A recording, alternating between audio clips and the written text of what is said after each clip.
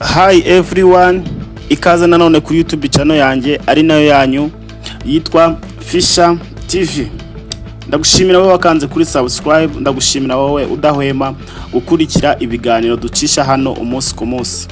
Hanyuma rero ndagusaba gukanda kuri subscribe wowe utarabikora kugira ngo ibindi biganiro bizajye bica hano ujye ubibonera ku gihe.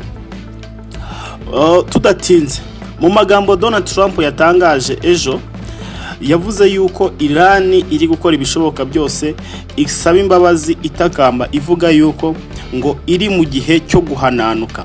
Ubwo yavugaga ku kibazo cy'ubukungu ndetse n'ibikorwa bindi bya gisirikare, avuga yuko Iran iri mu bikorwa byo guhananuka.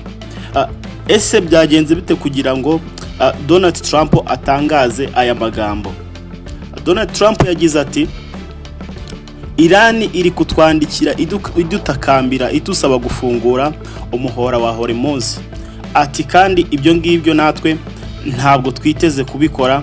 Ati turi kubabona bahananuka, niyo magambo yakoresheje. Hanyuma ikindi, abayobozi bo mu kigobe cya Hormuz ejo hashize bahuriye muri Saudi Arabia bashaka kugira ngo barebe ese ni igiki cyagarura amahoro, ni igiki cyatuma umuhora ufungurwa. Aba bayobozi mu byo baganire byose bavuze yuko ubundi Iran aricyo gihugu gikwiriye gufata iya mbere, cyangwa bavuze gigomba gufata initiative yo kugira ngo ibyo bintu bikemuke kandi bikorwe neza. Ni ukuvuga ngo abayobozi bo niko bari kubibona, abari bahuye. Hanyuma mu bindi byasohotse ejo, Israel ejo yatangaje yuko hari abantu babiri yaba yishe muri Liban, mu gitero yagabye kuri Liban. Murabizi yuko ikomeje kugaba ibitero nubwo harimo agahenge k'imisi batanze, ariko Israel yo ikomeje kugaba ibitero muri Liban, cyane cyane ku mutwe ufashwa na Iran wa Hezbollah, nkuko twabitangaje mu biganiro byose byabanje.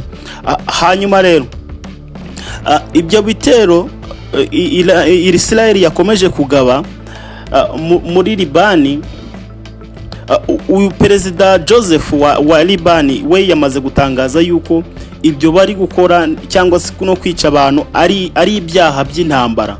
Murabizi yuko ubundi ubusanzwe ibyaha by'intambara birahanirwa, niwe yabyise ngo ni ibyaha by'intambara. Ku rundi ruhande, igiciro cya essence gikomeje kuzamuka. Ni ukuvuga ngo aho igiciro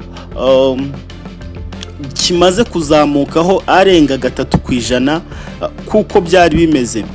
Ni ukuvuga ngo igiciro cya essence aho kugira ngo kibe 100 nkuko byahoze ku kagunguru, amadolari 100, ubu ngubu kiri kugura amadolari 111.78 by'amafaranga y'amadolari y'amanyamerika.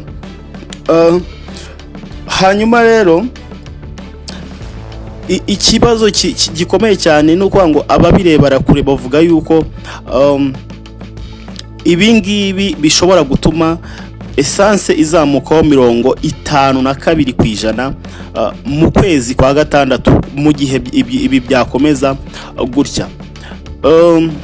Ku rundi ruhande kandi, nubwo Israel yatangaje yuko hari abantu yishe, Hezbollah nayo yamaze gutangaza yuko hari ibitero bikomeye yagabye ku gisirikare cya Israel, bikavugwa yuko nayo yabikoze mu buryo bwo kwihorera. Hanyuma rero ubwo kandi ibitekerezo biva muri White House, hari igihe utekereza yuko bishobora kugira hakabaho agahenge runaka, cyangwa se ibiganiro bikagenda neza hakaboneka amahoro.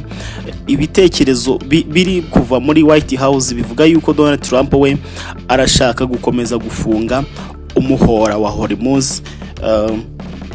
Ni ukuvuga ngo ibyambu byose bica cyangwa se byinjira muri Iran byose arashaka gukomeza kubufunga. Hanyuma kandi mu minisitiri w'ububanyi n'amahanga wa Qatar we yavuze yuko Minisitiri w'ububanyi n'amahanga wa Qatar yamaze gutangaza yuko umuhora wa Hormuz utakakwiriye kuba iturufu yo gukoresha mu gihe hari gushakwa amahoro.